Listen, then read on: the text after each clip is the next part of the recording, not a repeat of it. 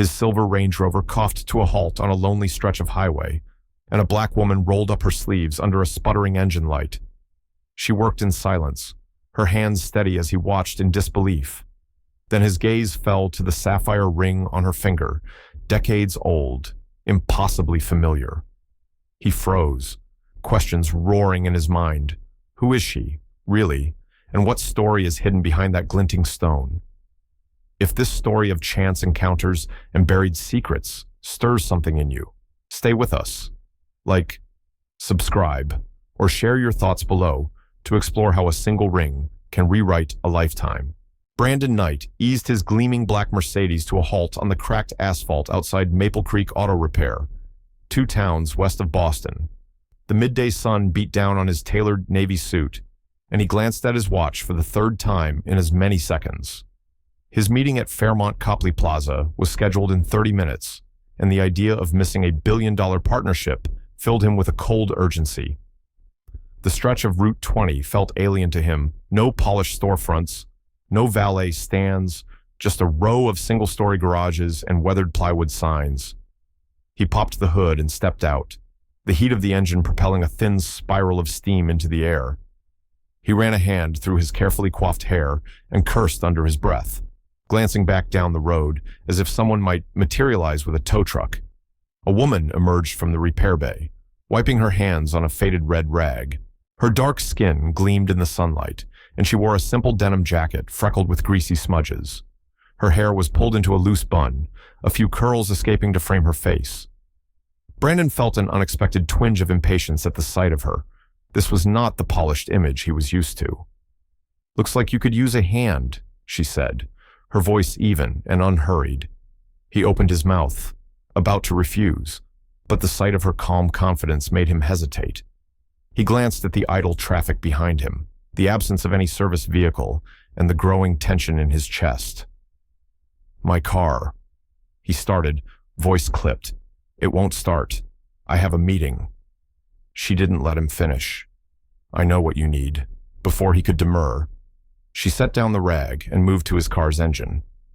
He watched as she inspected the battery terminals, tightened a loose cable, and sprayed a cleaner on the corroded contact points.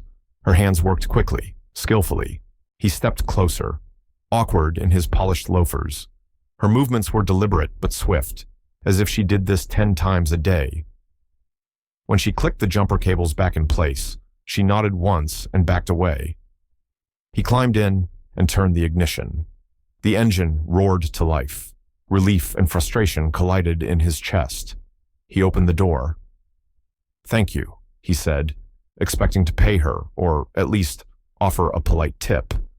But when he turned, she was already heading back into the repair bay. The sunlight caught a flash of blue on her left hand, a sapphire ring set in a delicate silver band. His heart stalled for an instant. The ring was unmistakable, the same deep-sea sapphire he had given 36 months ago to a girl at Sunrise Haven Orphanage, a girl he had forgotten. He cleared his throat. "Excuse me," he called, but his voice sounded small to his own ears. She paused, but didn't look back. She lifted her chin and continued walking, as if she heard nothing. He felt a churn of confusion and regret.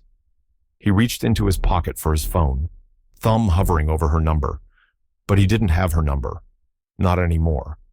She had never given it. He stood there, engine idling, watching the back of her jacket disappear behind a row of tool chests. His meeting, his investors, the billions at stake all blurred into the background. All he could think of was that ring, that face, that small gesture of grace in the middle of his self-absorbed morning. The memory came unbidden, a cramped dormitory room, a shy child with 2 big eyes, clutching that ring as if it were the last piece of hope she owned. He had snapped the photo with shaky hands and later slipped the ring back into his suitcase, promising himself he would find her again when he returned to the city. Then life happened. Board meetings, acquisitions, press releases, the orphanage, the girl, the promise all swallowed by his relentless ascent.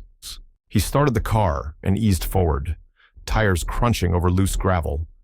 He thought of the woman in the denim jacket, the sapphire on her finger, the way she'd saved him so simply. A knot forms in his gut, something he can neither deny nor escape. The engine's hum grew louder as he pulled onto Route 20.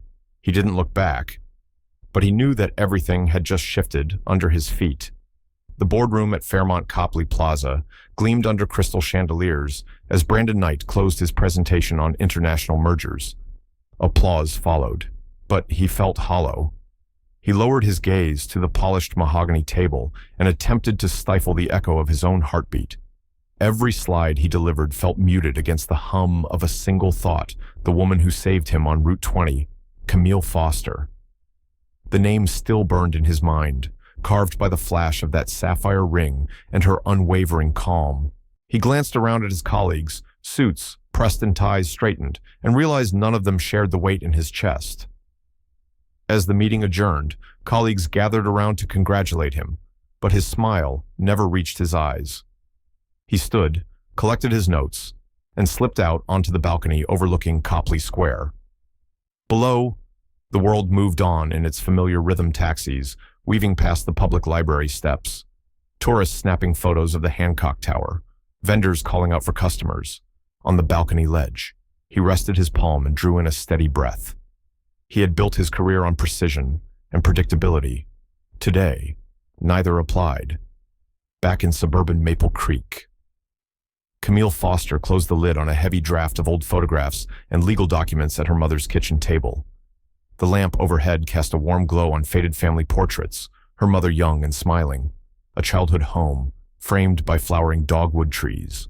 Camille fingered the edge of one photo, her mother standing beside a younger Brandon Knight, both clutching a wire fence at Sunrise Haven Orphanage. She had discovered the image buried in court files that morning, a link she had been chasing for years. The ring that glinted on her finger now had a name attached to it, and it tied directly back to the man whose car she repaired. She set the documents aside and studied her own reflection in the window. Chicago's skyline, a distant blur beyond. Her twin burdens pressed on her shoulders, a childhood torn apart by that suit-wearing corporate Titans family, and the inexplicable resonance of his grateful gaze. It baffled her more than it hurt. She closed her eyes, recalling how easy it had been for him to turn away after the engine purred. She had expected anger or fear in his eyes, not a question she could not place. Brandon navigated back through the hotel corridors and into the elevator. The overhead light flickered as he replayed every detail of their encounter, her steady hands on the battery, the small distance she maintained, the moment he first saw the sapphire. He rifled through his pockets for his phone, thumb hovering over the screen. He wanted to text her, ask her name, offer thanks beyond a fleeting courtesy. But he paused, pulled back by the weight of corporate protocol. Instead, he pressed buttons without thinking, walking toward the hotel exit. His phone buzzed in his hand. He glanced down. A message appearing from an unknown sender. You need to learn more about Maple Creek. Don't ignore the past. He froze. His breath caught in the narrow corridor. The sender was anonymous, but the words felt personal, targeted. Questions he had flocked to ignore now rushed in a tide. Who sent this? Did the sender know about Camille? Did they know about the ring? His chest tightened as he locked his phone and slipped it into his jacket. Outside, the city air was crisp. He paused under the colonial portico, scanning the street for a cab or a familiar face. Nothing but the steady trickle of evening traffic. Nothing but the thought that had settled in his mind like a stubborn thorn. This was no random coincidence. He turned and strode back toward the lobby, determined to uncover the origin of that message. Inside the lobby's hush, he caught sight of a man in a charcoal suit, pressing a key card at the front desk. He reminded Brandon of himself 20 years ago, ambition in every line of his posture.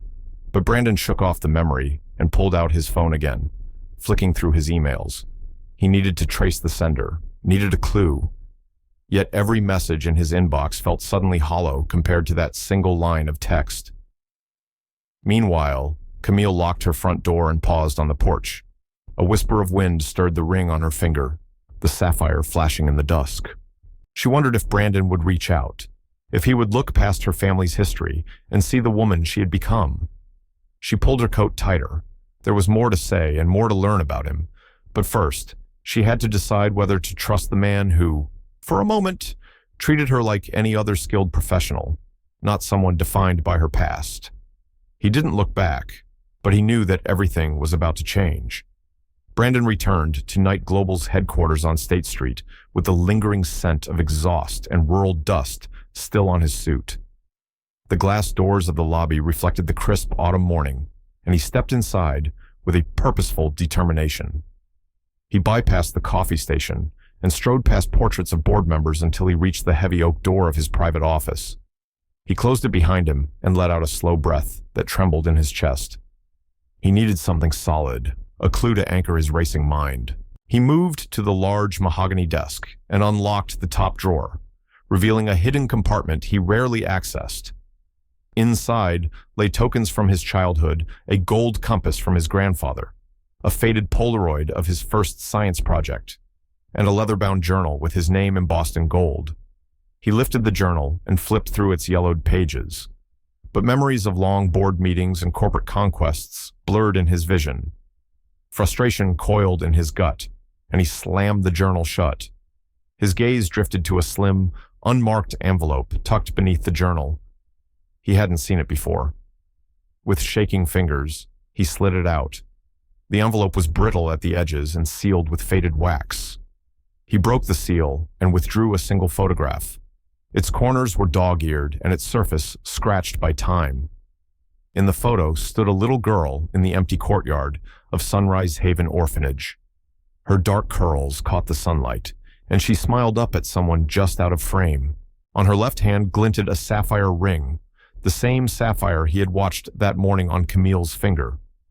Brandon sank into his leather chair, the photo trembling in his grip. He recognized the handwriting on the back: Camille Foster, age 8, Maple Creek Orphanage, August 1998. His breath caught as he recalled that summer afternoon when he'd volunteered at the orphanage, handing out school supplies to children who thought charity was an indulgence. He remembered then slipping that ring onto the girl's small finger to cheer her, promising her a future he now saw unravel before him. He had left the orphanage convinced the ring would guide her toward a better life. He had forgotten her name until this moment. He pressed the photo to his chest and closed his eyes.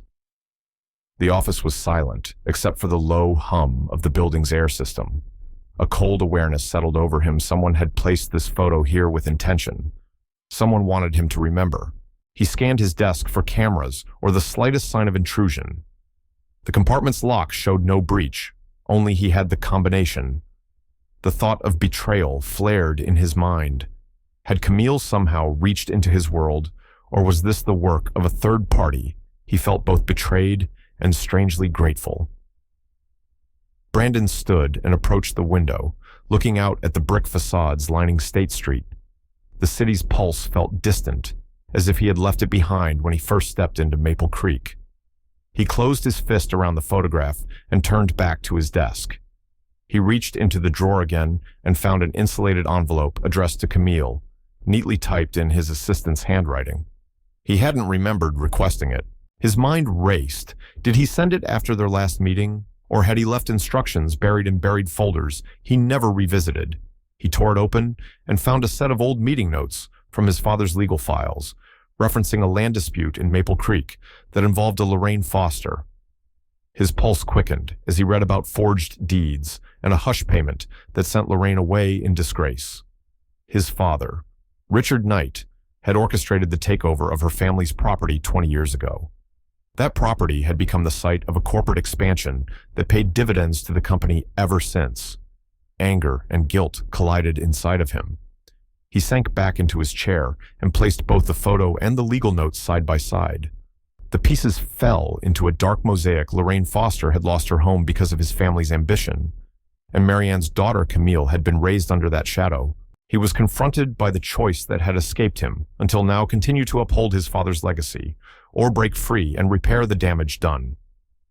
His phone buzzed on the desk, jolting him from his thoughts. He hesitated, thumb hovering over the unknown caller ID. He slid the phone aside. He needed time to digest what he had discovered. He rose and paced the room, the leather soles of his shoes whispering across the polished floor. A knot coiled in his gut as he realized the stakes had shifted forever.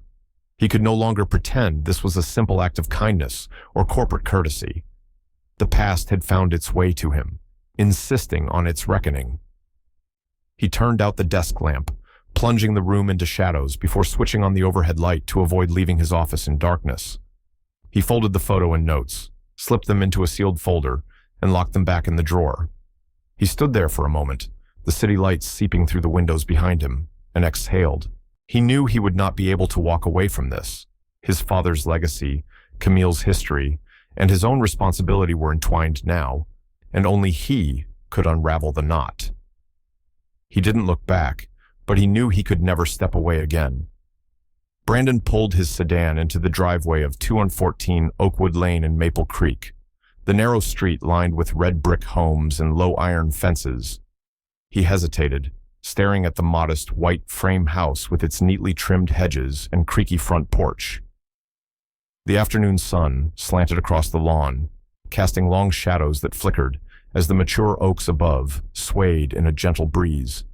He had never set foot here before, though the address felt familiar from court documents and photos he had studied. Today, he came not as CEO of Knight Global Industries, but as a man chasing the echo of a promise made 2 decades earlier.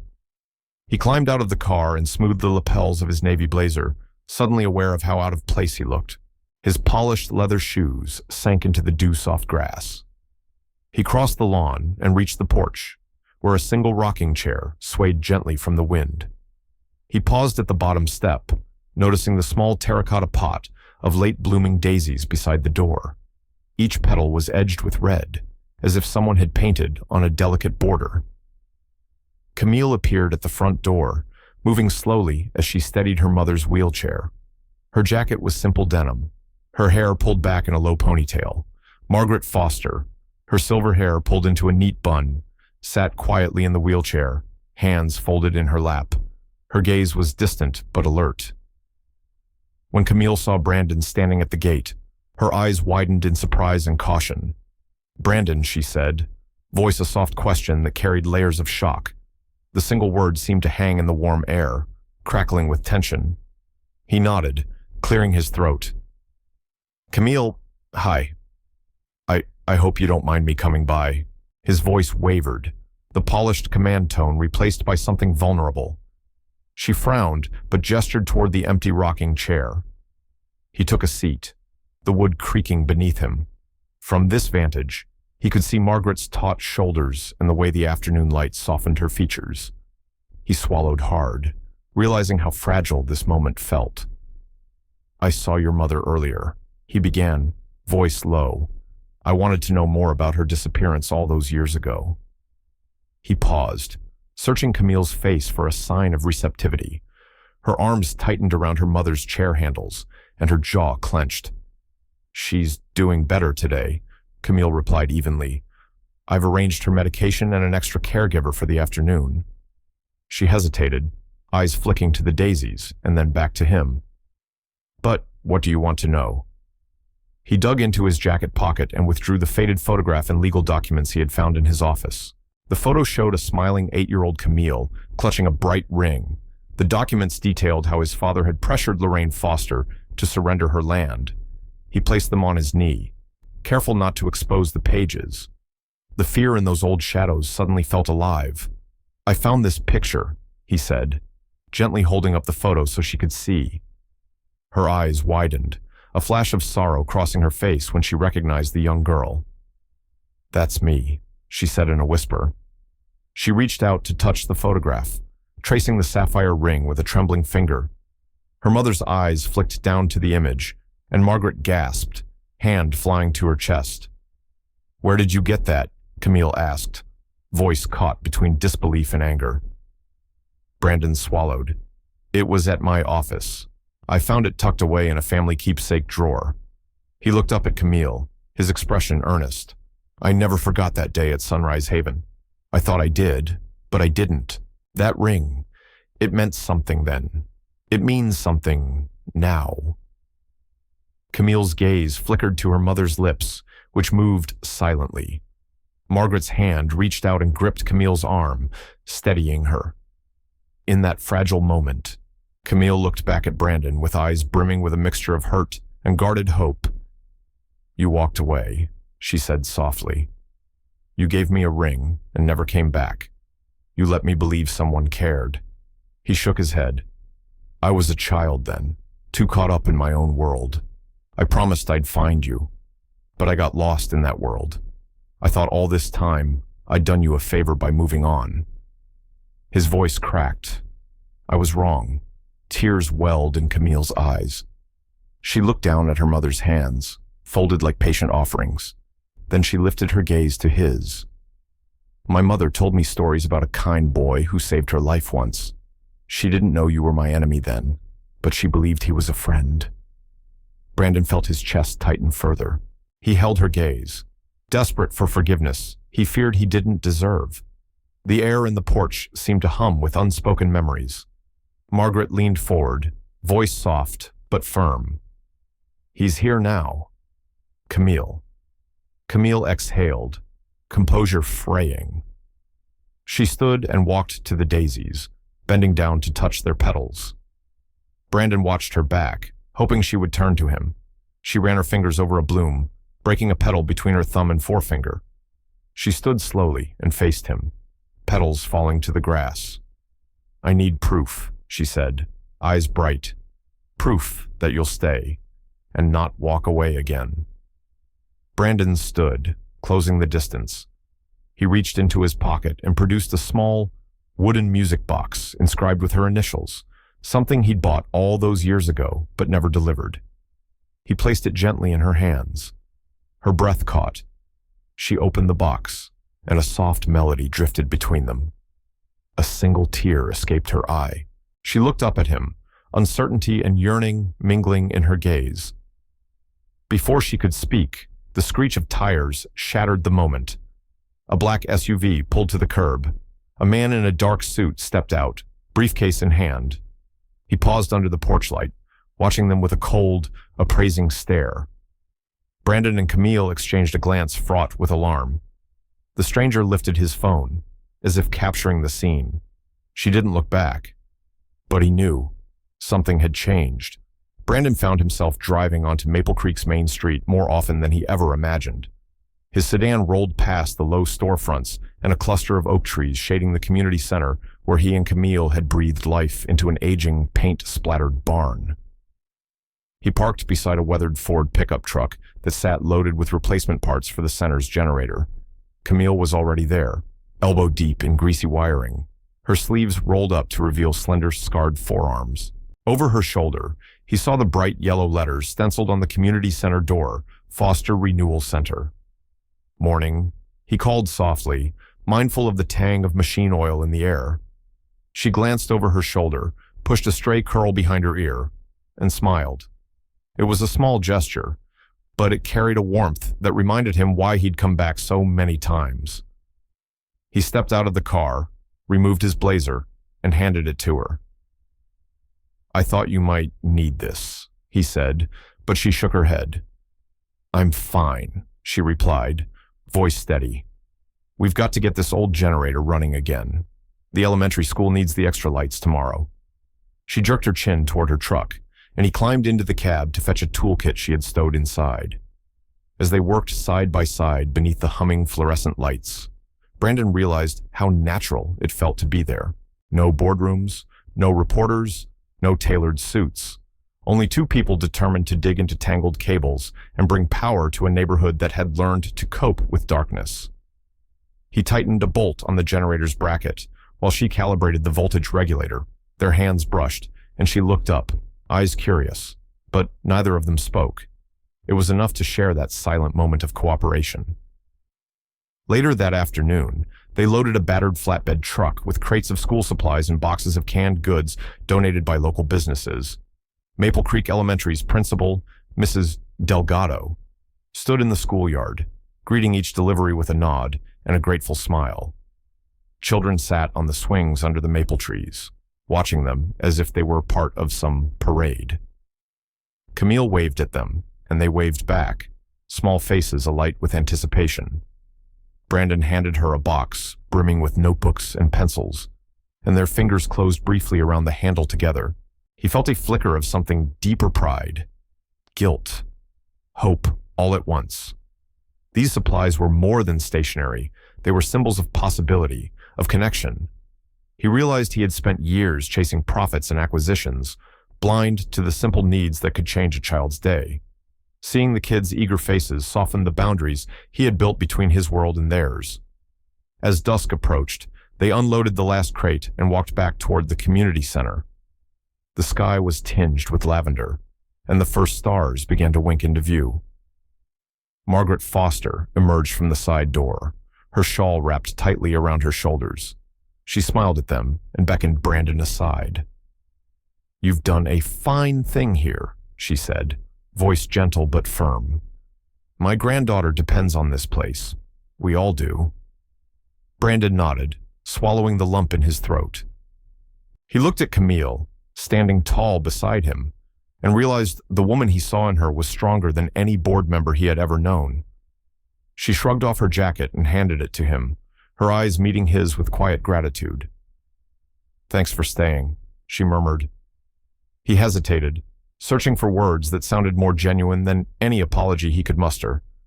Before he spoke, Camille's gaze shifted downward to the back seat of his car, where a yellow envelope lay on the leather. He frowned and turned to look, but the envelope was gone. His heart lurched. He ran his fingers along his pocket, checking the worn journal inside. The letters CK, his initials, were scrawled on the envelope. Had it fallen out as they drove, Camille narrowed her eyes. "Is that yours?" she asked, nodding toward where the envelope should have been. He shook his head slowly.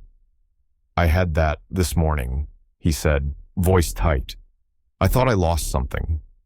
Margaret reached a frail hand toward him. "Sometimes, what we lose shows us what we need most."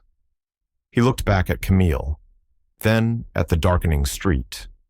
He wanted to tell her everything he had found in that envelope hours ago, proof of his father's machinations, evidence of the land betrayal that ruined her family, but the risk of broken trust weighed too heavily.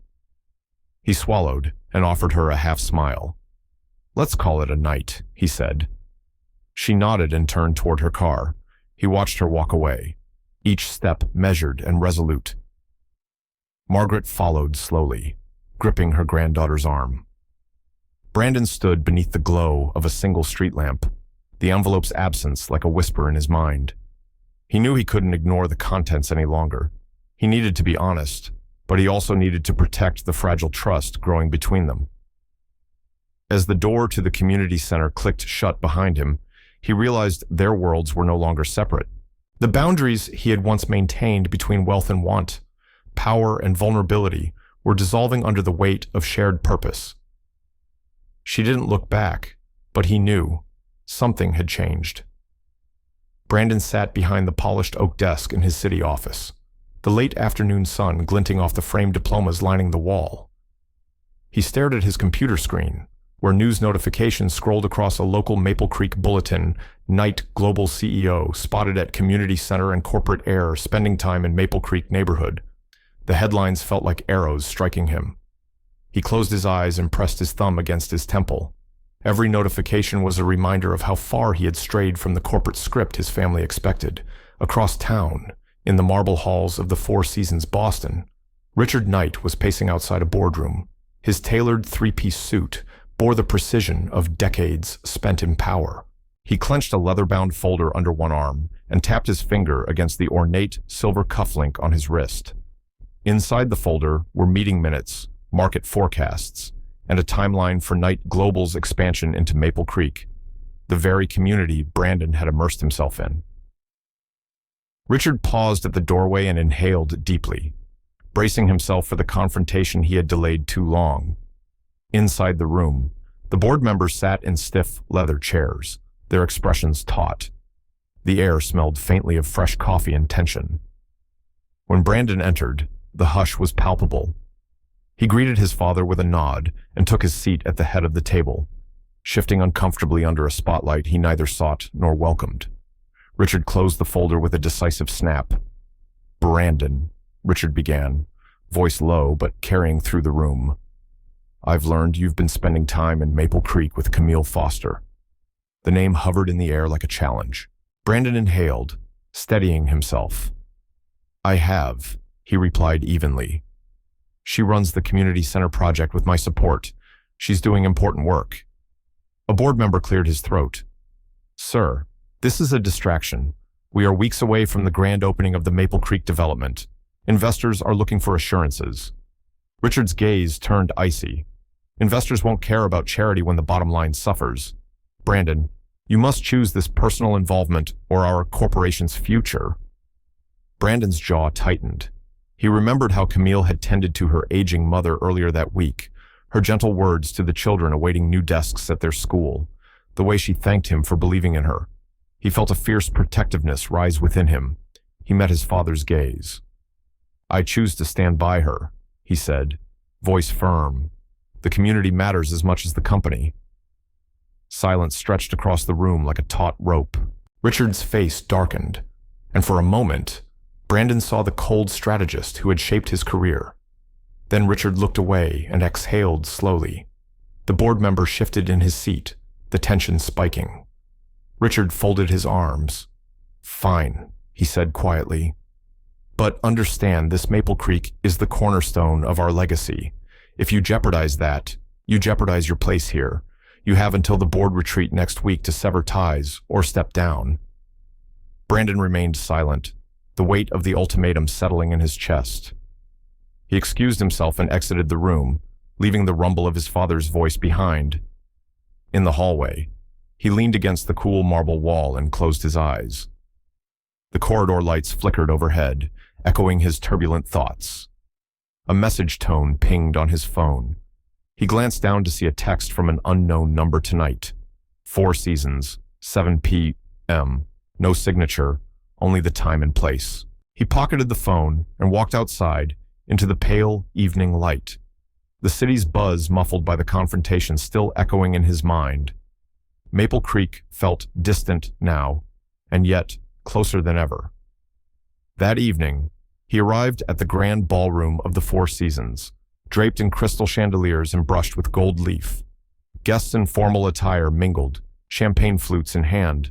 Brandon's polished shoes clicked across the marble floor as he scanned the crowd. He spotted Camille standing near a floral arrangement of white lilies, her posture composed but alert.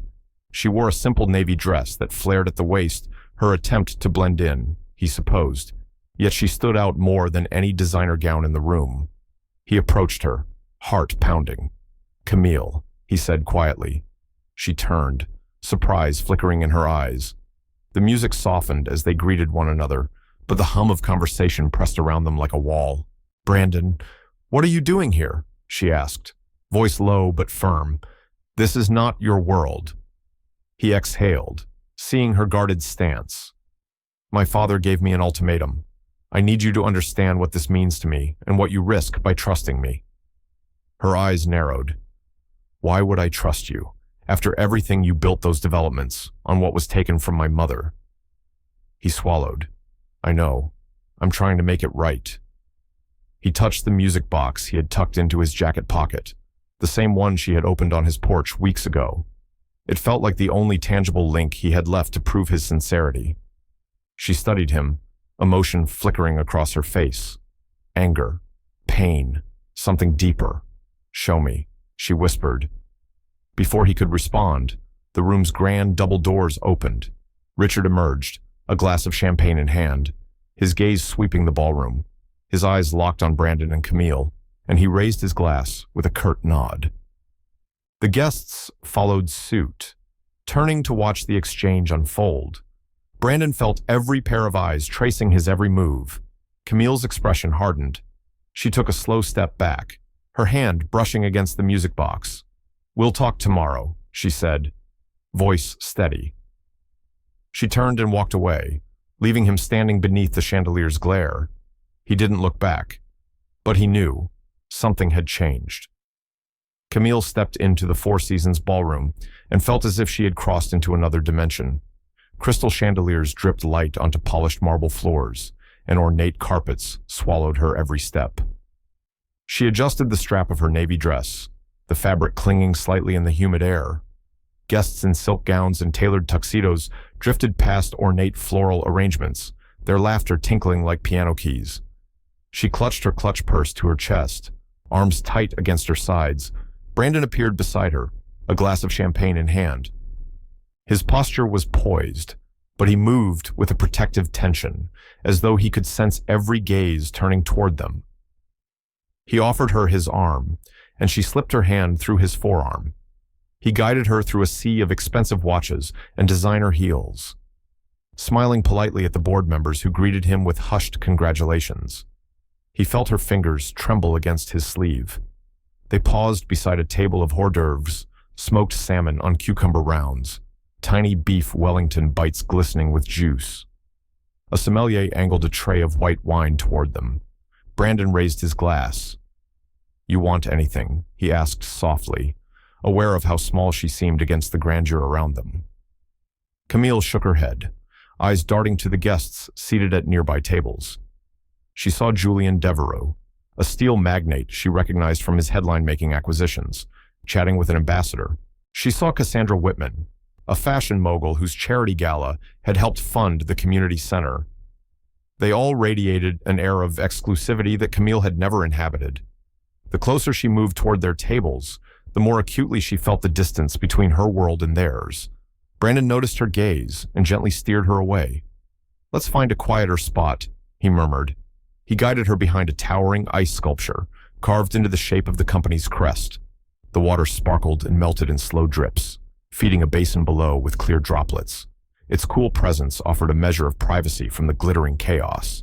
They leaned against the marble railing of an inner balcony, looking down at the ballroom. Camille exhaled, her breath audible in the hush. "I don't belong here," she whispered, her voice, steady until now, cracked. She turned and interrupted herself, brow furrowed. "I shouldn't be here." He reached out and touched her elbow. "You belong wherever you choose."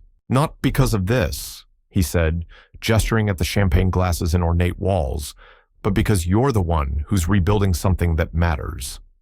She closed her eyes, the memory of children's laughter ringing in her ears. "I just keep thinking of Lorraine," she said, voice tight. She used to say, "This world doesn't make room for people like us." She paused, and when she opened her eyes, they shone with determination. "I thought I could leave that behind." Brandon drew in a breath. He could feel the moment slipping away, the fragile trust they had built hanging on a thread. He opened his mouth to speak, then froze as a familiar voice drifted up from below. Julien Devereaux was congratulating Cassandra Whitman on her philanthropic work in Maple Creek, and it all began when Knight Global ousted the Foster family from that land, he said, the words slicing through the quiet around them. "I still can't believe the controversy over Lorraine Foster's disappearance. Such a shame." The name fell like a hammer blow. Camille's hand tightened on the railing, knuckles whitening. She looked at Brandon, her eyes wide. He stared, stunned, at her reaction. Below them, Devereaux raised his glass in a mock toast, oblivious to the pain he had triggered. Brandon reached into his jacket and pulled out the music box he carried like a talisman. He clicked it open so the soft melody drifted upward. Devereaux halted mid-conversation, eyes lifting to find the source of the tune. Brandon locked eyes with him, then turned to Camille.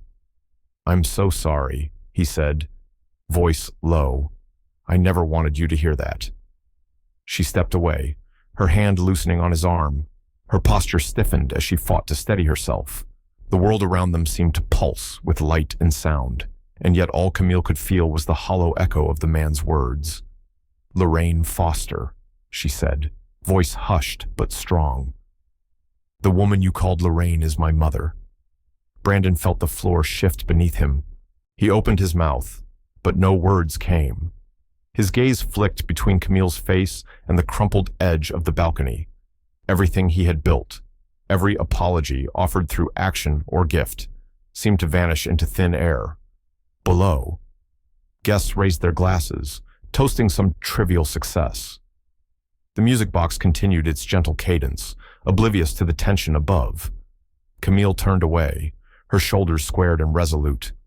Brandon reached out, his fingers brushing her arm, but she did not look back.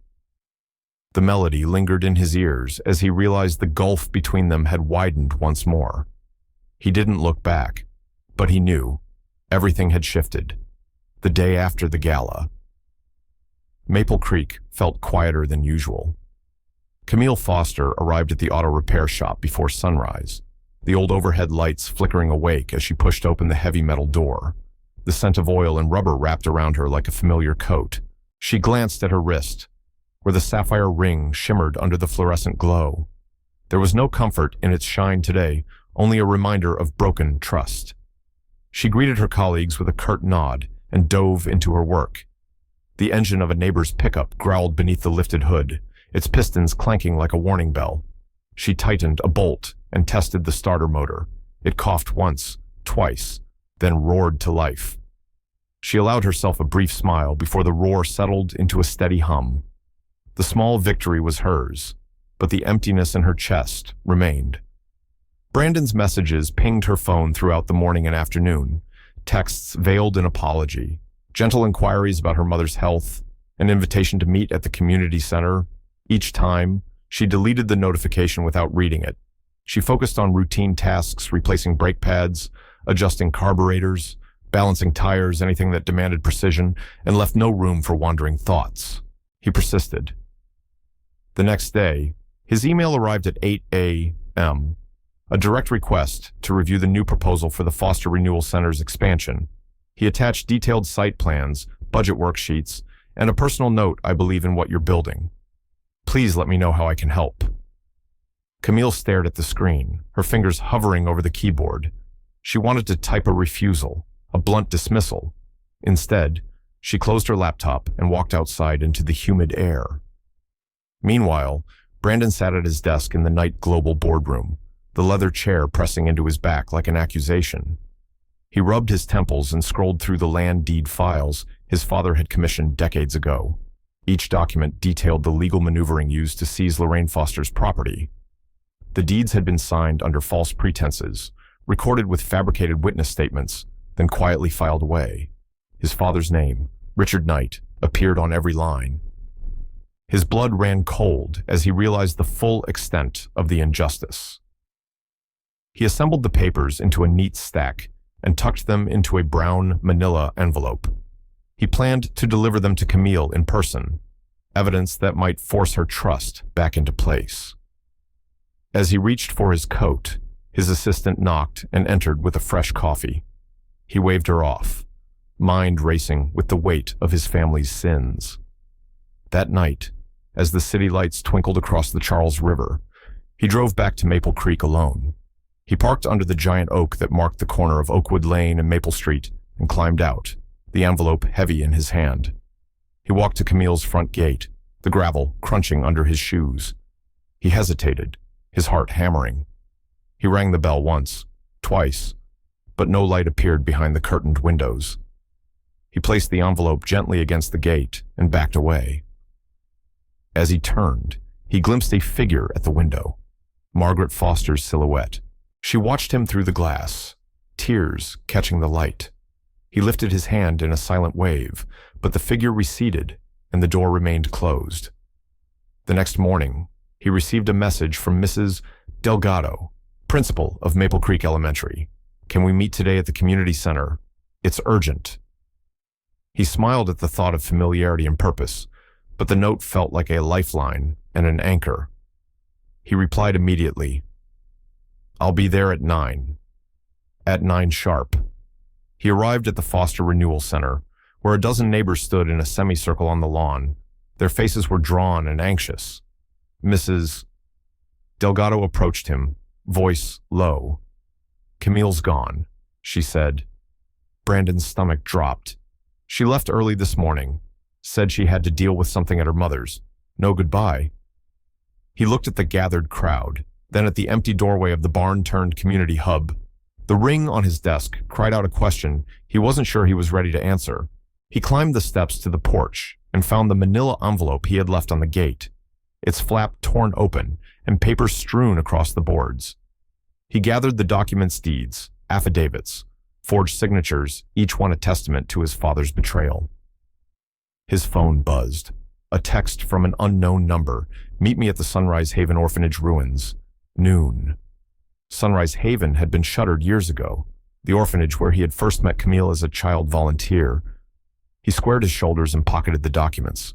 He felt a tremor of fear and anticipation. He didn't look back, but he knew the truth he carried would force them both to confront the scars of the past. Brandon slipped into the Boston office of Carson and Holt on Federal Street just after sunrise.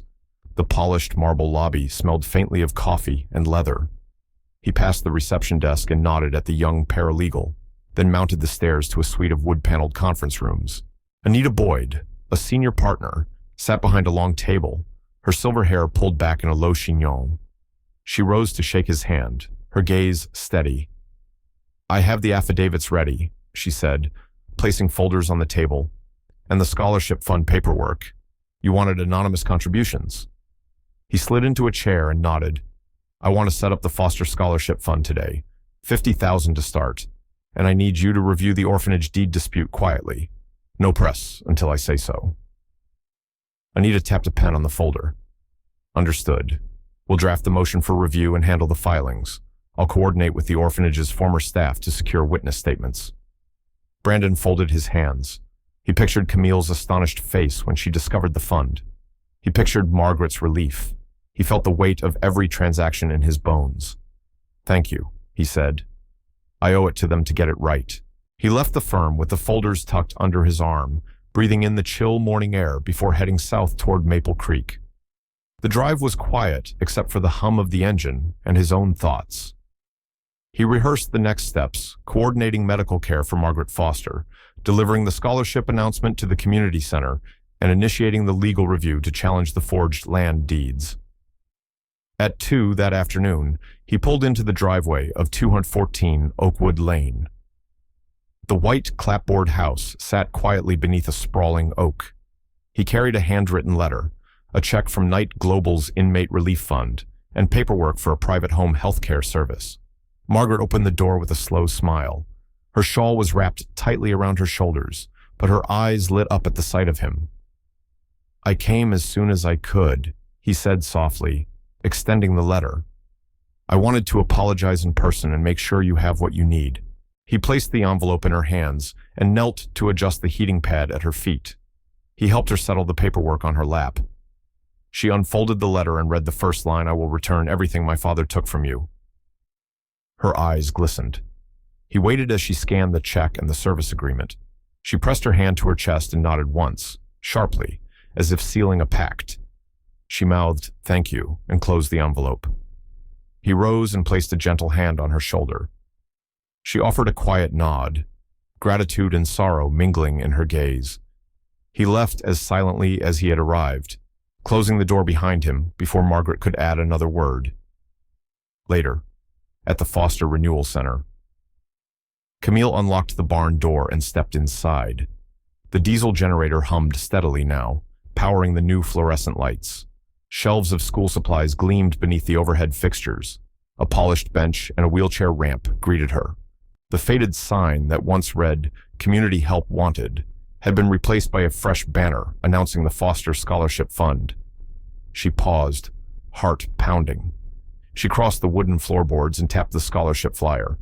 The text read that 10 tuition awards would go to deserving Maple Creek students, funded anonymously by a private donor. Her chest tightened. She noticed a white envelope with her name in neat script on the reception desk. She opened it and drew out Brandon's letter, the same she had seen at her mother's house, but this one addressed to her. Her hands trembled as she read Camille. "I cannot change the past. I can only offer what I can now. Please accept these scholarships for your community, and know that I stand with you. No excuses, no justifications, only the promise of restitution." Tears slid down her cheeks. She folded the letter and pressed it to her heart. Footsteps echoed behind her, and she turned to see Margaret drifting in, shawl drawn tight. She reached out and whispered, "He's not trying to change you, child. He's trying to make right what was done." Camille nodded, pulled together by a surge of something she could not name. She placed the letter in her apron pocket and wiped her eyes. She stood taller, though her heart still trembled with uncertainty. That evening, she returned to her small cottage on Maple Street. The streetlights flickered on, casting long shadows across the lawn. She checked her mailbox before entering and found a plain, legal envelope. Her breath caught when she saw the return address, Carson and Holt, Federal Street, Boston. She tore it open and found a court summons. Foster v. Knight Global Industries was set for review at the Suffolk County Courthouse in 2 weeks. The motions would challenge the validity of the original land deeds. She held the summons tightly, her knuckles whitening. This was beyond grants and letters. This was a public reckoning, the path to true restitution. She felt the pull of both dread and resolve. She didn't look back. But she knew the road ahead would demand more courage than she ever imagined. Brandon arrived at the Knight Global Executive Suite just before dawn, the city's glass towers glinting in the first rays of sunlight. He stepped into the silent marble foyer and nodded to the security guard, heart pounding. The guard, accustomed to tension in the building, offered a curt nod in return and led him to the inner conference room on the top floor. The door was already open. Inside, Richard Knight stood behind his usual seat at the head of the long walnut table, arms folded. The room smelled of fresh coffee and polished wood. On the table lay a neat stack of documents and a leather portfolio that Brandon had placed there moments earlier. He closed the door behind him and walked toward the table, each step echoing in the hushed space. Richard's face was as immovable as carved stone. He gestured toward the papers. "You brought these in without telling me," he said, voice low and controlled. "I assume you have an explanation." Brandon set his briefcase beside the portfolio and opened it. He withdrew the contracts, affidavits, and the forged deed filings. He placed them in front of his father, wrists braced on the table. "These show how you orchestrated Mother's eviction from Maple Creek," he said, motioning to the first page. "These are the hush money payments you made to force Lorraine Foster to leave. These are the fraudulent signatures." Richard leaned in, eyes narrowing. "All business under the law," he replied flatly. "Your mother chose to sign those papers." Brandon exhaled slowly and tapped a folder. Witness statements from former orphanage staff confirmed she was threatened, not given a choice. The cancer diagnosis you hid so she couldn't fight back. The forged deeds you recorded the day after school closed. His voice remained calm but hard. This was never legal. It was a power play, and it destroyed a family. Richard's eyes flicked away, his jaw tightening. He looked back and met Brandon's gaze. "You're attacking our legacy, our heritage," he said, voice rising. "You're dismissing our achievements because of one flawed moment." "Family isn't a legacy of profits," Brandon replied, leaning forward. "Family is built on trust, truth, and compassion. You chose profits over people. You chose to bury Lorraine's future. I'm here to bring it back." He laid out 3 color-coded binders. The first will be handed to lawyers at Boston Civic Courthouse. The second will go to the Maple Creek Planning Committee. The third will be released to the press. I will give you 1 week to resign your position or face public exposure. Silence filled the room like a held breath. Richard's face twisted in something close to disbelief and anger. He looked at his son, as though seeing him for the first time. "You would destroy everything we built," he whispered.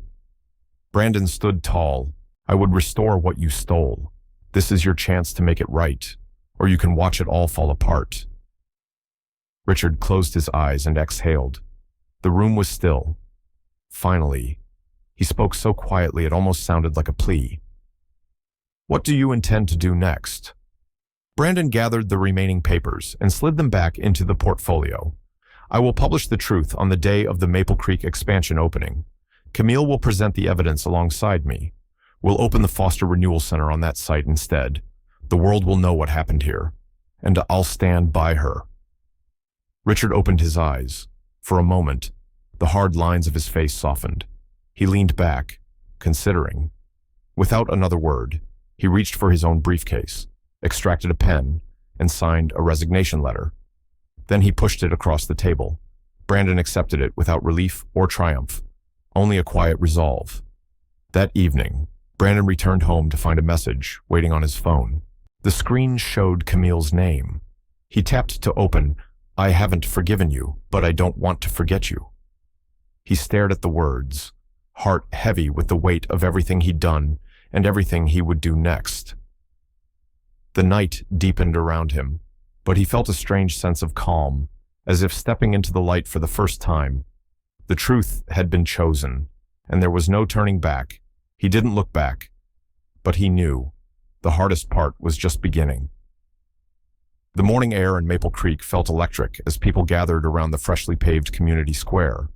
White folding chairs stretched in neat rows before a raised platform draped in blue and silver banners that read Foster Renewal Center.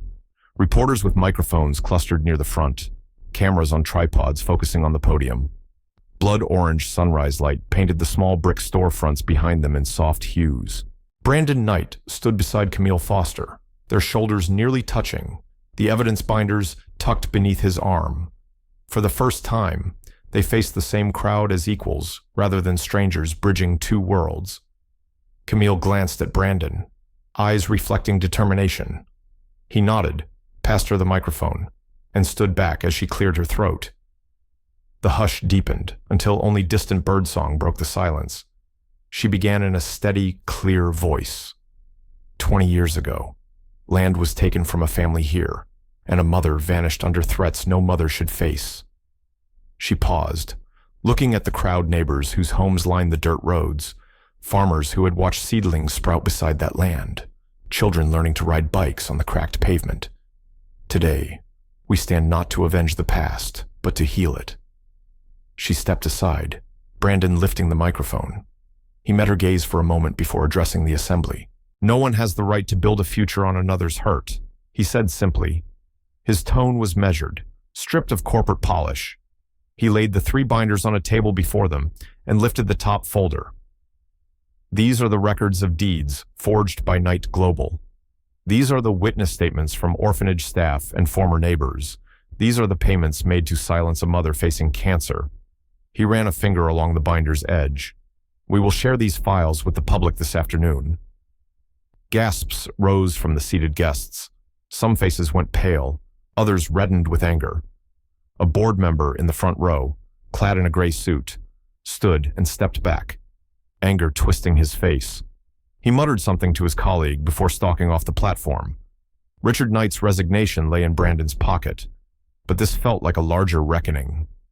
The remaining board members exchanged nervous glances. Some clapped hesitantly, others folded their arms. Brandon laid down the binder and turned to Camille. "I asked you to stand with me today because I could not fight this battle alone," he said quietly. Camille nodded, swallowing. The wind rustled her dark hair. She saw hope flicker in the eyes of her neighbors, the same hope that inspired her to rebuild the orphanage into a community center. She felt the weight of their expectations settle, and for the first time, she was ready to meet it. A reporter raised a hand. "Ms. Foster, when will the Foster Renewal Center officially open its doors?" The question drifted across the platform like a lifeline. Camille closed her eyes, inhaled, and spoke firmly. "Starting today, we will welcome volunteers every morning. The center's first classes, art, vocational training, after-school tutoring begin next Monday. We'll be open from 8 to 6 daily, serving anyone who needs a hand or a safe place." She looked at the crowd, parents clutching backpacks, teachers wearing morning coats, shopkeepers wiping counters. "This is your center. Help us fill it with life." A child in the front row, his face freckled and serious, raised his hand. Camille smiled and knelt beside him. "Yes," she asked. The boy's voice was small but clear. "When will Foster Center open for us?" he asked, blue eyes wide with earnest anticipation. Camille straightened, meeting the boy's gaze. She glanced at Brandon, whose hand rested gently on her shoulder. "We open today," she said softly. "Anyone can come in now, today, tomorrow, every day after school." The crowd erupted in applause. Some neighbors wiped tears from their cheeks. A group of local high school students cheered and raised their fists in solidarity. Camille heard the snap of camera shutters as the reporters captured the moment. She turned back to the boy, placing a hand on his shoulder. "Will you help me paint the welcome sign for today's classes?" she asked. The boy nodded vigorously. Brandon stepped forward, lifting the final evidence binder. "And now," he said, voice resonant over the applause, "I invite you all to join us in laying the cornerstone of this center, here on the land once taken from the Foster family. This is our first step toward justice." He placed the binder on a sturdy oak table beside the platform. Volunteers lined up with buckets of paint, hammers, shovels, and planting tools. Camille and Brandon led the work, kneeling to set the foundation stone marked with the date and names of Lorraine and Camille Foster. Children scattered seeds in the soft soil beside the stone, planting wildflowers that would bloom in spring. The playful chatter of laughter lifted into the crisp morning air. As the crowd thinned, Camille looked at the scattering of tools and the first strokes of paint on a reclaimed brick wall. She turned to Brandon, feeling a calm certainty settle in her chest. He offered her a broad half-smile. Somewhere amid the remnants of hurt, a new promise had taken root. She didn't look back, but she knew the dawn of justice would light their way forward. Morning light filtered through the tall windows of the Foster Renewal Center's art room, casting long, golden beams across the tables, scattered with crayons and watercolor sets. A group of children clustered around a sturdy pine table, chattering quietly as they added bright strokes to their drawings. Camille Foster moved among them with a gentle smile, encouraging a hesitant boy to try a new color, pausing to tie a paint-stained apron around a girl's shoulders. She glanced up when Brandon Knight stepped through the doorway, carrying 2 steaming mugs of hot chocolate for the helpers. He set the mugs on a side table and shook drops of rain from his coat. Camille gave him a brief nod of thanks as she guided the youngest artists back to their seats. The 6-year-old, who had scrawled her name with chubby letters, glanced at Brandon with bright, trusting eyes. She held up her drawing to show him 2 stick figures pushing pedals on wobbly bicycles, their wheels drawn in wavy lines of purple and blue. "Daddy," she called in a tiny voice full of hope, "I drew us fixing bikes together." The room stilled, as if every child's attention shifted toward Brandon. He crouched down to her level, eyes wide with surprise and warmth stirring in his chest.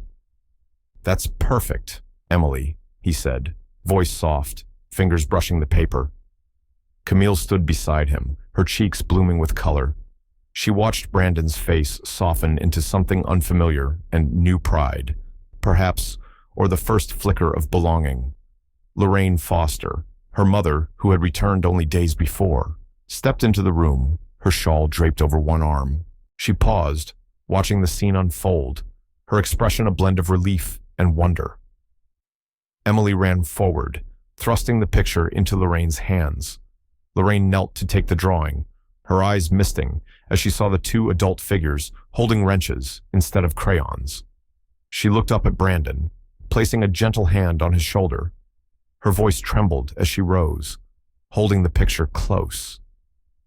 "This is what you've given us," she said softly, "a place where children can dream again." Brandon stood, heart pounding as he glanced at the children's bright faces. He felt the weight of Lorraine's gaze, the unspoken acknowledgement that he had become more than a distant benefactor. He was part of their story now. Camille moved to his side and placed a hand on his arm. He looked at her, and she smiled, eyes bright with unshed tears. He took a step forward, addressing the children. "How about we hang these in the hallway," he suggested, "so everyone who comes in can see your art." The children cheered, grabbing their artwork and scampering out of the room to attach them with colored tape. Brandon and Camille watched them for a moment, letting the simple joy settle around them like a warm breeze. Just as he turned to speak to Camille, a low rumble rolled through the building. The sound of sirens grew louder, echoing off the brick walls beyond the windows. Brandon frowned and moved to the doorway, peering out toward Oakwood Lane. Blue and red lights danced across the parking lot, and he saw 2 marked police cars come to a stop in front of the entrance. Camille rushed to stand beside him, her heart thudding. "What's happening?" she whispered. Lorraine appeared at the threshold, clutching Emily's picture to her chest. The children's laughter faded as they noticed the flashing lights and stopped hanging their drawings. Brandon jogged down the hallway to the front desk, where a police officer in uniform stood holding a sealed envelope. His hat was pressed low, and his posture was respectful but firm. He handed the envelope to Brandon, who felt his stomach clench at the official seal of the Suffolk County Courts. He opened it and read the first line. "You are hereby ordered to appear and present all evidence in the matter of Foster v. Knight Global Industries." Brandon's eyes lifted to meet the officers.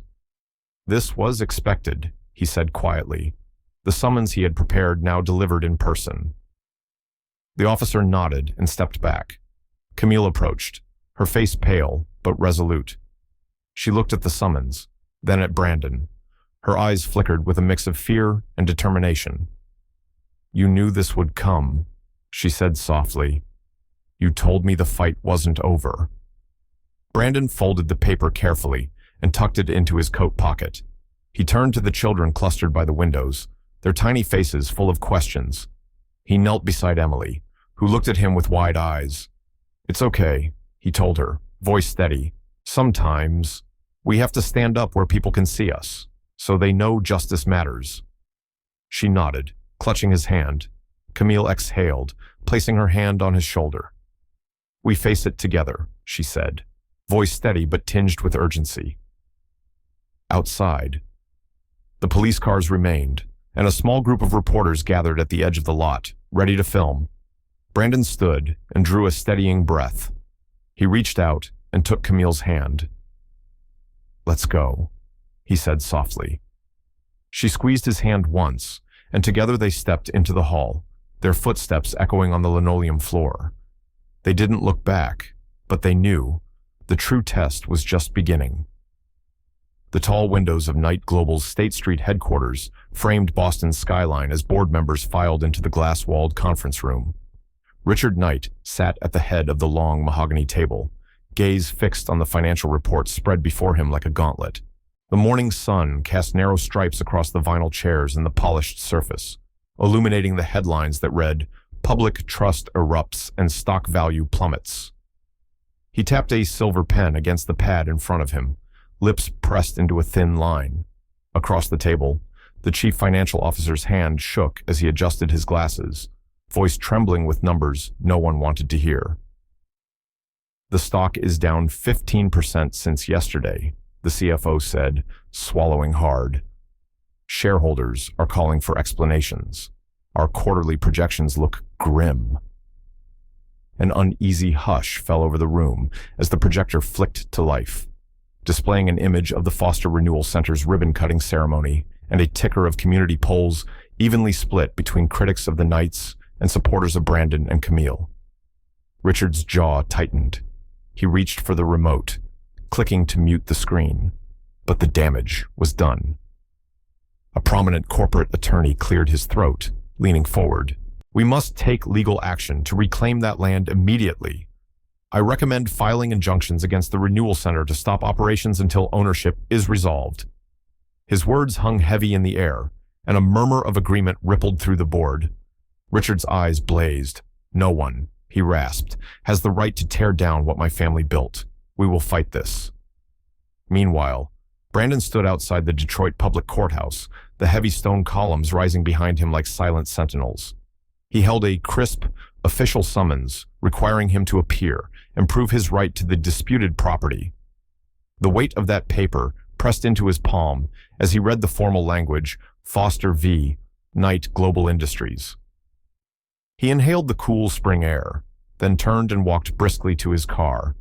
In the passenger seat lay the folders of evidence he intended to bring to court: deeds, affidavits, witness statements, all meticulously organized. He closed the door and dialed Camille's number, urgency tight in his voice. Camille met him in his office that afternoon, standing beside the floor-to-ceiling windows overlooking State Street. The city hummed below as she placed her hand on his arm. He slid the summons across the desk.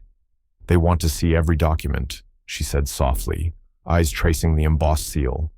"We have to stand firm." He nodded, heart pounding at the enormity of the public battle before them. They turned to the large oak table scattered with evidence, the binders they had once laid before Richard, now destined for a courthouse docket. They stood in silence for a long moment, the tension pulsing in the quiet room. Camille reached across and squeezed his hand, her voice barely above a whisper. "We will face this without retreat." He met her gaze, noting the resolute set of her jaw, the tears she refused to shed. "We've overcome fear and prejudice," he said. "Now we stand for justice." Their silence spoke volumes as they readied themselves for the legal storm. Back in the boardroom, Richard remained seated long after the meeting adjourned. The clatter of chairs and hurried footsteps faded, leaving him alone with his resignation letter resting face down on the table. He stared at the blank wall where the Foster Renewal Center's image had lingered on the projection screen, the memory flaring like a wound. His empire felt fragile now, built on sand and old betrayals. He brushed a hand over the polished wood and closed his eyes, asking himself where the righteous path lay. Outside, reporters crowded under umbrellas, their cameras trained on the courthouse steps, where Brandon and Camille would soon appear. A flash of lightning, no storm in sight, seemed to underscore the electric tension in the air. Camille smoothed her jacket and adjusted her scarf, her breath visible in the cool breeze. Brandon offered her a quick, determined smile before they stepped into the glare of cameras and microphones. They walked side by side toward the grand entrance, evidence in hand and conviction in their steps. The doors swung open, and all eyes turned to follow them inside. They didn't look back, but they knew the true trial was only just beginning. The stone walls of the Detroit County Courthouse rose against a pale spring sky as Brandon Knight and Camille Foster approached the entrance hand in hand. The steps were slick with morning dew, and the distant hum of traffic mixed with the murmur of reporters clustered beneath the portico. Television cameras pivoted to capture their arrival, and a chorus of shutter clicks greeted them. Inside, the marble floors gleamed beneath towering columns. The courtroom was already filled to capacity. Neighbors from Maple Creek sat side by side with city residents, journalists, and a handful of Knight Global employees. At the front, Judge Harriet Collins presided from her elevated bench, her robes rendering her presence solemn and exacting. Brandon and Camille took their seats behind a long table, draped in dark green felt. Stacks of binders rested before them, evidence meticulously organized by color and date. Across the room, Richard Knight sat with his attorney, the older man's face drawn and impatient. The air felt heavy, electric with anticipation, as if the walls themselves awaited the moment justice would tip one way or the other. The court clerk called the case, Foster versus Knight Global Industries. Attorneys rose, on Brandon's side. Anita Boyd presented first, voice steady and clear.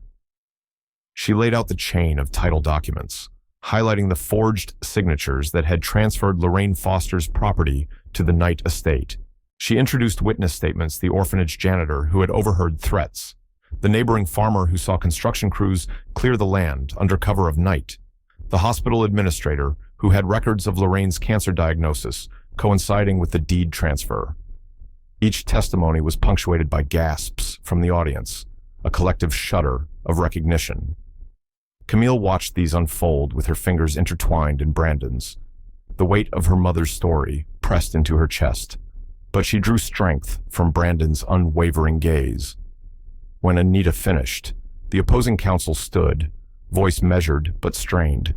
He attempted to cast doubt, questioned timelines, suggested that standard business practices had been followed.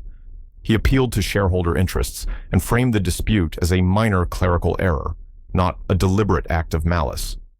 The room tensed, whispers threading through the audience as the defense tried to reframe the narrative. Judge Collins listened without interruption, eyes flickering to the stacks of evidence before her. When the defense sat, she inhaled deeply and tapped her gavel. "I have reviewed the documentation and heard the testimony," she announced, her tone grave. "This court finds that the transfer of the Foster property was obtained through fraudulent means and coercion. Ownership shall revert to the Foster Renewal Center, effective immediately." A single pounding of the gavel echoed like a clarion call. In that instant, silence fell. Then the courtroom erupted into applause, tears, and cheers. Neighbors from Maple Creek leapt to their feet, clutching one another in disbelief and joy. Journalists raised cameras, capturing the faces of those who had fought for this moment. Brandon closed his eyes against the rush of relief, feeling Camille's fingers tremble in his grasp. He rose to stand beside her as the judge spoke divorce proceedings down to the final line, remanding any remaining disputes to civil court. When the session ended, the courtroom doors swung open and a flood of supporters poured forward. Camille stepped out first, shielding her eyes against the sunlight that streamed in. Children from Maple Creek, brought by their parents to witness the verdict, ran to her, their laughter bright in the crisp air. Brandon followed, handing out smiles and words of thanks to everyone he encountered. He saw Lorraine emerge from a side corridor, her shawl draped loosely over her shoulders, her eyes bright with tears. Richard stood a few paces behind, shoulders hunched, expression unreadable. As Lorraine and Brandon stood together on the courthouse steps, the morning light caught the sapphire ring on her finger. She turned to him, voice choked but clear. "You kept your promise," she said, a tremor of pride in her words.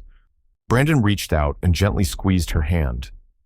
He glanced over to Camille, who had stepped forward to place an arm around her mother's waist. The three of them formed a quiet circle amid the jubilation, bound by shared history and the fragile triumph of justice at last. Richard watched them from the edge of the crowd, eyes distant. For a moment, he hesitated, then lowered his head and moved away, leaving the family he had fractured to begin anew. That afternoon, the Foster Renewal Center buzzed with celebration. Volunteers hung a mural depicting the orphanage, Lorraine's silhouette, Camille's guiding hand, and Brandon's steady presence. Children danced beneath the new sign, and neighbors embraced with laughter and tears. As the sun dipped toward the horizon, Brandon and Camille stood side by side beneath the mural's arch. He brushed a stray lock of hair from her face, and she leaned into him, her voice soft. "We did it," she whispered. He shook his head, voice quiet with awe. "We're just getting started," he replied. Together. They faced the crowd one last time before stepping into the center, where hope and healing awaited. They didn't look back, but they knew. A new chapter had begun. The night sky over Maple Creek held a gentle hush as lanterns glowed warmly through the windows of the Foster Renewal Center. The grand opening celebration filled the renovated hall with laughter and soft music. Neighbors gathered in clusters around wooden tables, sipping chamomile tea and passing plates of freshly baked scones. Children darted between them, their faces painted with colorful florals by a local artist. Every eye in the room turned to the center table, where a simple wooden box sat beside a folded letter bound with a ribbon of sapphire blue. Brandon stood by Camille's side, the soft overhead lights reflecting in his dark hair. He inhaled the scent of pine wood flooring and warm cider, letting the steady rhythm of the celebration comfort him. Camille, in a pale blue dress that matched the sapphire in her ring, placed a hand on the box. Her fingers trembled with anticipation as she untied the ribbon and lifted the lid. Inside lay a second sapphire ring, its band engraved with the words "Family First," and the folded letter in Lorraine's familiar, flowing script. Camille's voice caught as she read aloud, "My dear Camille, if you find this box tonight, know that no matter how far you roam, family is the compass that guides you home. This ring was mine, passed from grandmother to mother. Now it is yours, to remind you that forgiveness and love turn broken soil into fertile ground. Use this land to nurture those in need, to rebuild what was lost, and to create a home filled with second chances." She paused, her breath catching in her throat. Tears glistened in her eyes, but she offered a small, unsteady smile. "This is your legacy." Brandon placed a comforting hand on her shoulder, his own eyes reflecting the soft glow of the lanterns. He watched her read, heart swelling with pride and relief. Around them, the room seemed to lean in, as if every guest understood the weight of that moment. The ring's sapphire caught the light as Camille lifted it gently, her fingers tracing the engraved words. She placed it on her finger beside the one he had given her, a symbol of two journeys finally converging. Service staff carried trays of steaming tea through the aisles, The aroma of herbs mingled with the laughter and low conversations of friends, neighbors, and former strangers who had become a community. Lorraine stepped forward, her shawl draped loosely over her shoulders. She approached Camille and, with a graceful nod, kissed her daughter's cheek. Her eyes brimmed with tears that spoke of old wounds healing and new paths opening. Brandon reached out and took Lorraine's hand, bowing his head in a silent gesture of respect. Lorraine's gaze met his, warm and forgiving. She pressed the back of his hand to her heart, offering acceptance that transcended words. In that shared touch lay the culmination of years of conflict, sorrow, and redemption. Music swelled as a violinist launched into a gentle melody. Children formed a circle and began to dance, their spirited movements weaving between the guests. A group of volunteers stepped forward with paintbrushes and colored chalk, adding final touches to the mural depicting the orphanage, the community center, and the bond between Camille and Brandon. The vibrant colors told their story of separation, struggle, and ultimately, unity. Outside, the windows framed the quiet street bathed in moonlight. The oak tree by the entrance stood sentinel, its limbs arching protectively over the center. Evergreens lined the path, their needles whispering in the soft breeze. Inside, the warmth of human presence filled the space as Brandon and Camille stepped away from the center table. They stood by a tall window, hands intertwined, gazing out at the peaceful neighborhood. The distant hum of the city felt a world away. Camille leaned her head on Brandon's shoulder. Her voice was soft but clear. "We don't have to be the same to look in the same direction," she whispered. He turned toward her, eyes shining with quiet certainty. "All we need," he replied, voice low enough only she could hear, "is a heart large enough to hold each other." Behind them, the celebration continued: laughter, music, the gentle clink of teacups. But in that moment, time seemed to slow. They shared a smile that held the promise of tomorrow, of a life built on mutual respect and unwavering commitment. The past lay at their backs, its shadows receding behind the confidence of the present night. They didn't look back, but they knew, together, they would write a new story, one of compassion, forgiveness, and the enduring power of family. Under the soft hum of task lights and the scent of fresh pine floors, forgiveness found its way into small, unexpected corners. A single sapphire glimmered on a weathered hand, a quiet testament to choices that spoke louder than any apology. In the hush that followed, the weight of old wounds felt a little lighter, as if shared breath could ease decades of silence. Healing, it seemed, wasn't a single grand gesture, but the sum of gentle returns appearances kept, stories told, and hands offered when chance allowed. Even as the night settled around the renewal center, hope lingered in the glow of freshly hung paintings and the echo of happy laughter, and in that fragile pause between what was lost and what might grow next. One question floated softly: what new life will tomorrow's dawn reveal?